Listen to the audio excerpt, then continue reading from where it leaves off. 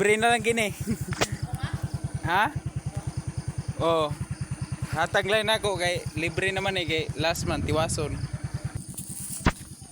Paldo si tatay mga idol. Punsi ka bok, libre na. Swerte kay last siya nakapalit. Ay lanig bayre. Libre na last. Ako paninggi kuan nga og ang last nga magapalit akong libre. Oy. Swerte ka kay unsi na ka bok, libre na nako sa imo kay ikaw may last nga nakapalit nya kiwason og pandisal. Libre na na. Salamat sa tay. Salamat. Swerte kayo sa tay kay ito kay siya ang last nga nakapalit nya ato mang ipalibre. Ang last nga makapalit siya may last nga nakapalit so libre. Unsi ka bok swerte si tatay. God bless tay og amping kanunay.